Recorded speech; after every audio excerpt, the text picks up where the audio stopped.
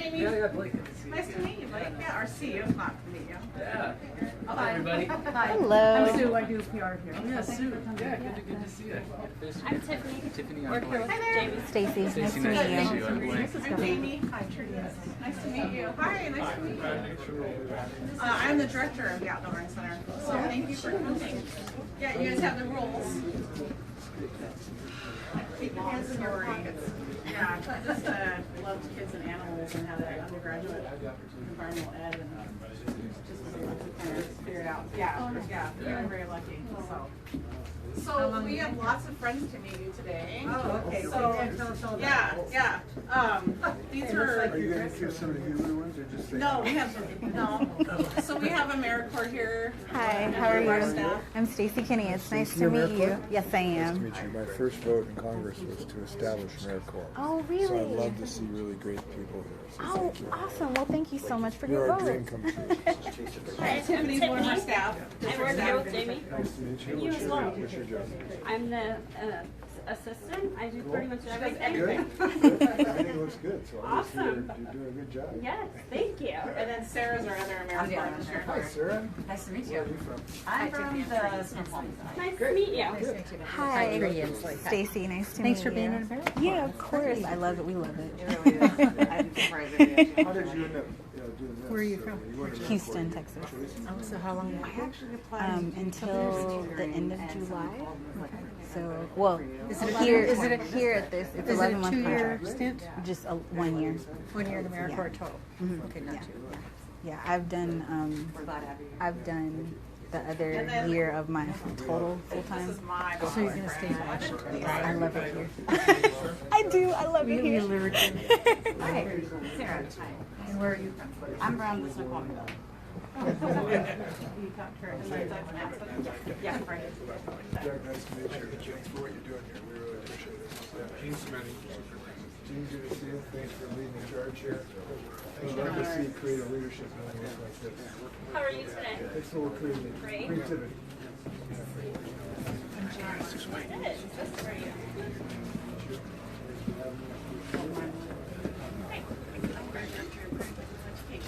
Thanks for coming. Oh, here's superintendent. So these are bearded dragons. We're partnering with them and I get something from They're our favorites. Yeah. They're your favorites, really. Oh, I so much personality. Really? Yeah. They don't Yeah. look like it right now. No. So we're gonna do a little show for you, and the kids want to take in a tour. Are you good with that? So,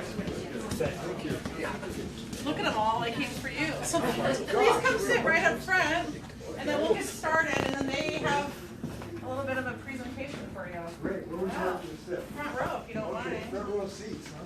Yeah, they gonna sit with us as well. Come sit down, guys. Yeah, don't be afraid.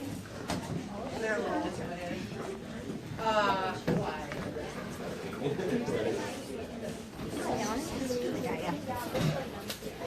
You all should not be intimidated by the governor. Any of you have grandparents? What do you call your grandpa? His grandpa name is Bobo.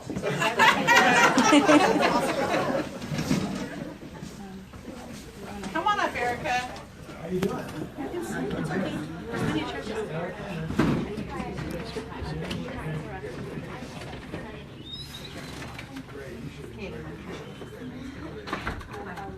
So I wanted to give you a little background, and then I'm going to turn it over to the kids because they're better than I am any day. So thank you so much for coming, and I also want to say thank you for supporting science education in Washington State. And we receive a lot of funding from the Aquatic Lands Enhancement account for Washington Department of Fish and Wildlife, and so thank you for supporting those things. But a little background of the Outdoor Learning Center. We were started in 2001 with an ALEA grant. There used to be a house here, an older couple that lived here, and he passed away, and she kind of sold the building and land to the district. Pretty much everything you see outside has been planted over the last 17 years, and I've been here for 17 years. Wow. It was not my baby, but luckily at the timing just worked out right. So construction started, and I kind of joined after that to start programming in partnership with West Valley School District and the court-appointed special advocates and Bighorn Foundation. So in the summer, they are called CASA. They work with foster age kids who have have come from abusive backgrounds, and so they run a summer program here and do gardening and bring in animals and whatnot. So this is last year. Just kind of wanted to give you a snapshot of what we do. These are our numbers of kids that we could count. We go to a lot of community events and we can't count them, but primarily we serve West Valley School District, kindergarten through 5th grade. 3 times with us they come a year, 2 field trips here and then 1 somewhere in the field. It's all connected to their science curriculum. So just today we were out with 1st graders and 2nd graders in a science mentorship up on Hutton Settlement, which is a family home here in Spokane. They have 75 acres and they let us bring kids come. And so they're studying ecosystems and habitats, so why not take them out and show them the ecosystem and habitat? We also do a lot of stuff with watersheds. We have the Spokane Rafton Prairie Aquifer, pretty amazing fresh water that we get our drinking water from, so we spend a lot of time with the kids talking about their importance in the watershed. And then the original Aaliyah grant was all about wildlife, and we heard that birds of prey are euthanized every year that have been injured and can't be released, and so we have 8 education birds that go into the classroom, talk about habitats, adaptations, and you guys are gonna get to meet them in a little bit. So I just have some pictures here. One of our favorite things that we do is our 5th grade camp up at Chewila Peak. We take all of our West Valley students up there for a week-long outdoor school capstone event where they get to kind of reinforce the stuff they've been learning in elementary school, and then get to meet friends they're going to know in middle school. So, and then at night we run traditional s'mores and singing and what you would think camp was like. Kids that had never been away from home, ever gone camping, get to go to camp and cement those friendships and relationships. It's called Chewila Peak Learning Center. It's run by the Association of Washington State Principals. It's up outside of here about an hour and a half away. Yeah. It's beautiful and kids love it. My favorite story, 2 girls met at camp, ran into each other at middle school, and now in high school they're still best friends. So, and they come back and be camp leaders later on. Just some more pictures. I have to highlight my daughter right here. But we're not just life science. We do a lot of engineering and design, geology, earth science. Teachers call us and we try to figure out how we can help meet their standards and support their education. Very versed in the next generation science standards. We kind of find that teachers are struggling a little bit trying to adopt those, and we try to support them. Some more pictures. One of my favorite pictures is this guy right here. His name is Jeff Styborski. You can kind of see what his personality might be like. And we can't get rid of him. He's still here around us. He's back today. I don't know how many times I yelled Jeffrey on the trail with that kid. Another favorite field trip of ours is to go out to Wolf Lodge Bay. Whoops. You guys ever heard of Wolf Lodge Bay? Coeur d'Alene, Idaho. Every year in December, the eagles, the bald eagles, come back, and you guys can see salmon spawning, or kokanee salmon, they're lake locked. And so the birds come back every year. Our 4th graders study a human body kit, and they get to dissect owl pellets. So we bring them out to Wolf Lodge Bay after they've spent some time with us learning about fish and salmon and eagles. We also do a lot of field investigations. This is us out at Saltese Flats, which is 20 minutes away from here. Can I ask a dumb question? No, Those there's no salmon, dumb. Are they living in the ocean, that species, or these So are they're local? they're landlocked. These are landlocked. Yeah, and so they'll live, they're kokanee, they're a cousin of the sockeye. Got it. They'll stay deep and then come back up. But besides science, we want to connect kids to nature. Here's some awesome examples of just yesterday, kids outside. You know, people think nature can be kind of scary, intimidating, and so we want to take the fear out and hope that they'll go home and tell their families, let's go hiking, let's go out and explore together and create those relationships to nature. Besides that, we're focused on career. The kids that you're going to talk to, you know, they didn't know that people could be wildlife biologists. And if you don't show them those careers, how are they going to know about it, right? You wait till college to decide what you're going to do. Why not get excited about it now? So last year, they actually won a Chase Youth Award, which is a big thing here in Spokane for kids doing service. It's presented by the mayor. So they won that award last year, and it was really fun to watch them receive it. We also work with college students. I have some of those guys here. Maybe you're going to be a teacher, pre-service teacher, come out and see different forms of education that you can do with kids in the classroom. We work with people that are going to be wildlife biologists. They come and work with our birds. And then we also have an environmental education field placement program through one of our universities. So pre-K to gray is kind of how we talk about the students around here. We also do a lot of teacher workshops. So not just our district teachers, but we want to bring teachers in and see this kind of teaching and how it can be beneficial for kids. Project Wet, Learning Tree, and Wild are some of the curriculums that we offer workshops in. We also connect to our community.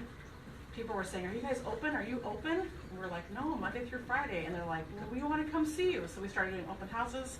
Between 50 to 200 people once a month come through our doors. And the idea is that we want them to experience with their kids. So we have crafts, go outside and explore and meet some of the education animals. We love to go out to events. This is out at Riverside State Park with our birds for their winter wonderland. But the idea is that exploring with families and building that connection and that natural curiosity. We have lots of partnerships. We want kids to be exposed to different careers they can have in natural resource fields. So Spokane County Water Resources gives us money to hire people. We work with the tribe. They come out to the Eagle field trip and they tell the story of how Lake Coeur d'Alene was formed through their legends. Bureau of Land Management pays for us to take kids out to their land so that kids can have more exposure to different natural areas. And Lands Council is a big local organization. We do a lot of plantings with kids, so service besides just the science. Outdoor Learning Center, come to work every day inspired. I'm inspired. You know, I don't have a hard time getting up in the morning coming to work. I want kids to be inspired. I want them to be curious and think about how the world works and understand how the world works and never be afraid to ask questions or say that's a dumb question or think they have to know it all. I want them always to be thinking. We create relationships. I mean, we have kids that Gavin, one of our younger volunteers, all the way up to Maggie, who we're going to pop in here in a second, who come around because we have those relationships with them. And then we hope to be here forever and ever and ever, 17 more years at least. And people understanding that they are part of the system and they can either benefit the system or hurt the system and make important decisions when they're voting citizens. So, excellent. So what I really want to do is have you guys meet Maggie. So if you wouldn't mind if we switch over. She's calling in from Alaska. And when you think about a kid that, it's duplicate screen again. Are there any other similar centers in the state? Not like this, no, You're that not- are supported by the you're school the only district. one. Yeah, and we've done some research and there's actually not very many. Maggie, are you there? I am here. Can you see me? Excellent. We're gonna see you in a second. So they're gonna ask a couple questions of me, Megan, and I'll turn it over, okay? I'm sorry, I cut you off there. No, she waved back. Okay, I wanted to know we saw her. sweet. Hi, Megs. Hello. Hit it, girlfriend. Oh, all right. Well, good afternoon, everyone. My name is Maggie Shields, and I worked at the Outdoor Learning Center throughout my high school career, and I volunteered there both before and after that. I am currently in the biology program at the University of Alaska in Juneau, and this summer I'm going to be going on my first research project to study the impact that the reintroduction of sea otters has had here in Southeast Alaska. In just a few short minutes, I cannot possibly convey the positive impact that the OLC has had on my life. The Outdoor Learning Center was a place that nurtured my passion for science and nature as a young student. Jamie will be the first person in that room to tell you that while I worked at the center, I was extremely shy and very quiet. But by giving presentations and working with the staff, I started to come out of my shell and gain confidence in myself. While working at the center, I discovered a passion for not only doing science, but also for teaching science. I realized that I want to make science exciting and relatable to everyone because that is the best way to inspire change. This passion has manifested itself in my life in several different ways. I worked at the Alaska Raptor Center for several years in Sitka, and in that time I ended up giving presentations to thousands of people emphasizing the importance of wildlife conservation and making connections with nature even in our own backyards. And right before this call, I was actually in a meeting with the head of the chemistry department at the university here to see if we could set up a time and place next semester for me to tutor incoming biology and chemistry students, in addition to the math tutoring that I currently do here at the university. The Outdoor Learning Center has inspired me to pursue a career in science, and I want to continue to pay that forward and do my part to create the next generation of scientists. Thank you. Thanks, Megs. Can I ask Megan a question or two? Yeah, Megan, you want to ask Megan, your I'm question? Jay Inslee. I'm governor of the state of Washington. Thank you for letting us join you. This is me here. A couple questions. One, do you realize that having come through this outdoor center, you have to return to Washington for your professional? I just want to make sure you understand that, right? There are several people in that room that would definitely agree with you. Good. This is her mom right here. Well, I want her to- when you finish your training, we hope you'll talk to our Department of Fish and Wildlife, or our Department of Ecology, or our Natural Resources Agency, because we're really looking for talent. And I hope you'll think about working with the state of Washington as well. So Oh, I'm very absolutely. hopeful. Second question, did you wear that sweatshirt because you knew Trudy's allergic to shrimp? No,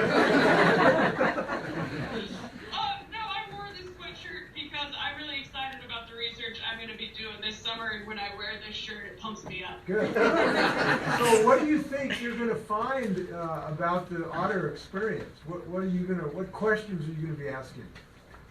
So the overall project itself is huge, and I'm just playing kind of a small role. We're specifically looking at the impact sea otters are having on the seagrass. Seagrass is a huge carbon sink, so it actually sequesters carbon dioxide from the atmosphere and stores it in the soil. The presence of sea otters reduces the crab population, and crabs actually eat little periwinkles and things like that remove algae from the seagrass. So those little grazers on the grass have a positive impact on the seagrass. The crabs have a negative impact on the seagrass. So by having otters around, in theory, you have healthier seagrass beds. So that's kind of the hypothesis that we're testing. Well, we hope that turns out true, because we favor cute animals. We hope that's the case. What do you think was the most successful part? When you were here at the center, what was the most successful part of what they did here with you? I would think that the biggest impact that the center has had on my life, the most successful thing that I got out of it, was really coming out of my shell and learning how to communicate science with the community. So, what do you think? You mentioned carbon sinks. We're really working in our state to try to have policies that will reduce carbon pollution. And we have a lot more work to do on that, of course. What do you think the best way to talk to young people about the public policy political aspect of this? I'm going to give you an example of this.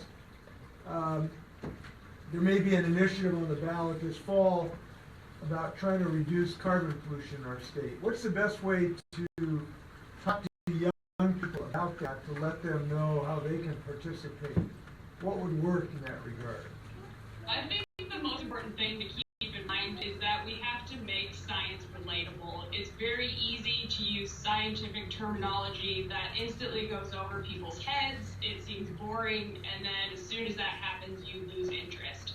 I think the most important thing to do is to keep things simple, get everybody engaged, and make sure that everyone can relate to what's being talked about, because it is important. Well, thank you. I'm Can't gonna, wait for you to get back here. I'm gonna say bye, Megs. Bye, Maggie. Bye-bye, Max. So, I could not have her. She's been so important. But if you guys wouldn't mind, I have some middle school kids that would like to talk to you. So Jalen, do you want to hit it? Sure. And Jasper coming up. So hi, I'm Jalen Lepschi. I'm the general manager of DFW. And so before we begin, I was just going to talk a little bit about City School. So if you didn't already know, City School is a project-based school. So all of our classes are kind of related about what our base topic for our projects. And another really unique thing about City School is we have job components. So like DFW is a job component. So each student has to create a job packet and do an interview, and I think that like really prepares students for like their futures and what they want to do. It just gets them thinking about like what they want to do for their future. And so we have like some of the job components at City School are like aquaculture, which they take care of animals at City School. We have banks, City Hall, courthouse, and they kind of just learn basic stuff like paying taxes and tuitions, and so it kind of just gets them prepared for the future. And I think that's why DOLC is a great place, because it kind of just prepares kids for their future and gets them thinking about the environment and stuff. And so, yeah, DOLC just really inspired me to continue my passion, like learning about animals, and I'm for sure going to work with wildlife when I get older. so I'm gonna hand it off to Jasper now. Okay, so hi, I'm Jasper Marsh, and I've basically been here since I was a baby, and I've looked every single day since then. So this is my second year at City School, and sorry. So. You're okay. You're gonna tell us what's best about this, Yeah. right? Let's talk about Bridges. Okay. So this year we started a new program called Bridges. So we help kids from next door. They come over with special needs, and so we really help them and help them learn more about the animals and all the stuff here, and so really gets them happy. What happened this week? Yeah. So this week, my mentor from the Bridges program, Silas, who was cautious about all the animals, including the fish, I actually helped him get enough confidence to actually feed the fish. And so that really made me happy. And so that I feel like the OLC inspires kids from all over, others, to be more brave, have more confidence in what they do. And yeah. You can say thank you. Yeah, thank you.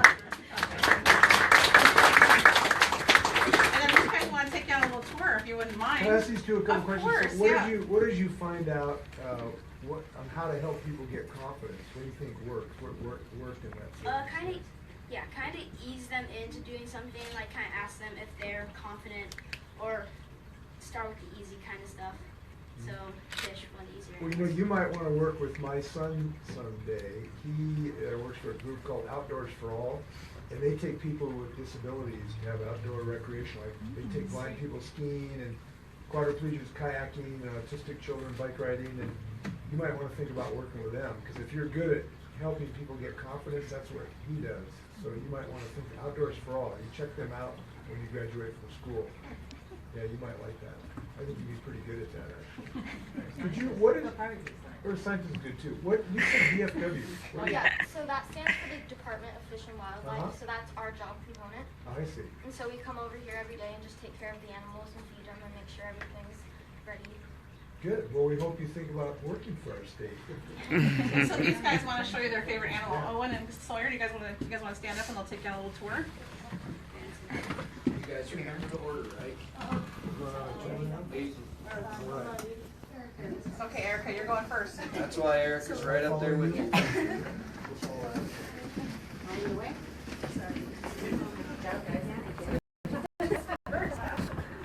So I'm taking you to my favorite animal. Uh-huh. Her name is Dorothy, and she is a Russian tortoise.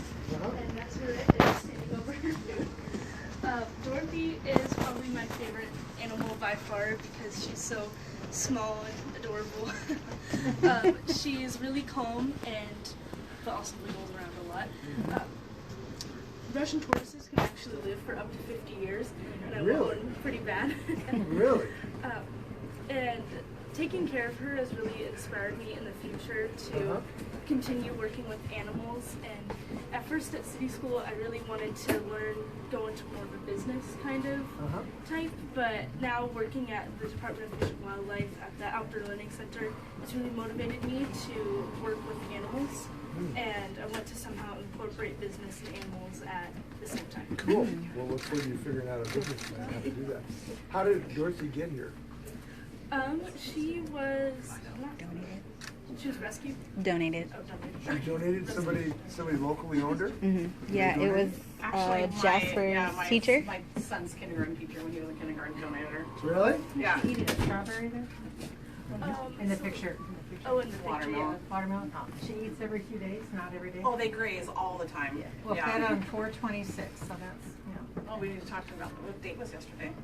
4/26. Oh, sweet. Haven't been fed yet today. Okay. So I get that Good job every day. Yeah. So, She seems very active. Super active. That's the most active tortoise I've ever seen. Governor Inslee, I'd like you to meet the birds outside too, and we have Yeah. these kids too, and I want to get a picture. So let's go outside. You guys are Jay, gonna. Owen, how are you? Nice to meet Let's you. have you come outside and see the birds. Sawyer, what's your name, buddy?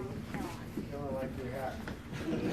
Nice to meet you. Jay, what's your name? Amelia. Amelia, nice to meet you. Okay, we're gonna get you outside, is that it? Yes. All right.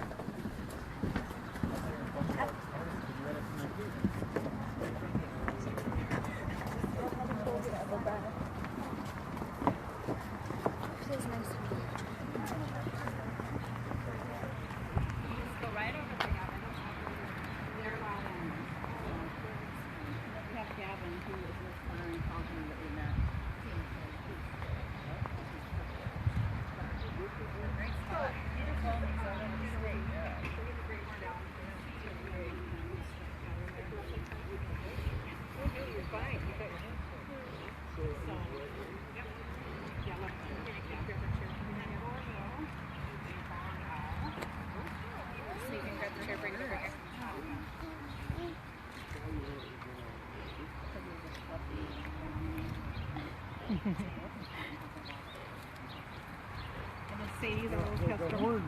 Yep. Hanovi. So is he restrained by a rooster? Yep, the little called Jesses. It's falconry techniques that we use. So they are wild. They will try to get away from us. They're not pets by any means. And then Sadie's our little falcon. Smallest falcon we have around here. What kind of falcon? Kestrel, American kestrel. You know, I have such a hard time distinguishing a kestrel from a Cooper's hawk. Oh, so yeah, And yeah. it has to do with their way they're- tail. One is square and one is Carmen's rounded. he's the bird to tell you So all this is that. kinda So rounded. she's the birder. Kestrel? You hear what he's saying, Carmen? Can you? This Carmen? is a kestrel. This That's is a Carmen. kestrel? Yeah. And then sharp shin and kestrel. Sharpies and Coopers are a little bit larger. Sharp And skin Sharp-shinned hawks is a little larger than is a little larger than a kestrel. a kestrel, and they got different Yeah. tail. One's square, one's round. The Cooper's hawks have the rounded tails So that's and rounded. the gray caps, and then the sharp-shinned hawks have the more squared off tails. Got There it. you go. Nice job. Yeah, I got it, but I still have a hard time. No, I know. And everybody does. And that's Stan, Yeah. our Harris hawk. He's not native to Washington. Uh-huh. He's more of a desert hawk. How did he end up here? He was a falconer's bird that got hurt and can't hunt anymore. And Uh-huh. so he's very imprinted on humans. He was hatched from an egg. Uh-huh. So he thought he was kind of going to waste just being there and not being able to hunt. So he donated him to us. Oh, And then yeah. Gavin's got his own. Gavin looks like he's got a unique He's ready to species go. here. Yeah. Yeah. So he can Well use trained. Gavin, you look like you're ready. Very well So he trained. came to an open house one time and just That's great. got him a bird. Really? Yeah. That's awesome. And then How do, you, Emil. how do you get to be a docent? So we have a volunteer program. We ask for a 6-month commitment. It's about 3 hours a week, and they go through. They work with an expert docent, and they get trained how to, butcher animals and clean ewes. And these guys do all the talon trimming and beak coping and things like that. And then these guys just want to show you. You want to take them to the beaver lodge real quick? Here, Amelia. You want to take them? We're gonna go around that way. Oh, you're gonna love it. The beaver lodge is really awesome.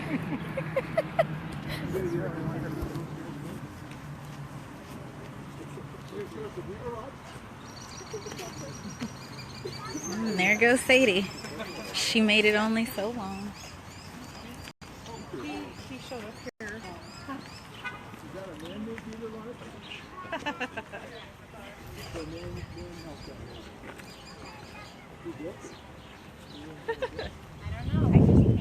We had volunteers from Starbucks that came and built it for us. Some people from Starbucks? Yeah, so you can actually go in it from the backside so the kids can look out. Oh, that's cool. Yeah. What a great idea. So all man-made ponds and everything, artificial. What Yeah. a cool environment you guys have. Do you think it would be okay if we took some pictures with you? I would hope so. Sweet. Yeah. Where's the best place, There's Sue? some trembling asps. Sue, where's the best place for some photos? Out front by the sign. Okay. That's one place. Okay. Yeah, I think that'd be the best. We're gonna go out by the sign and take some pictures. I know there's kids that want pictures with you guys. All right. Nice of you to put on. Oh, we're just so thankful for you coming. Are you kidding? You can come back anytime. Have you ever been over to Island Club?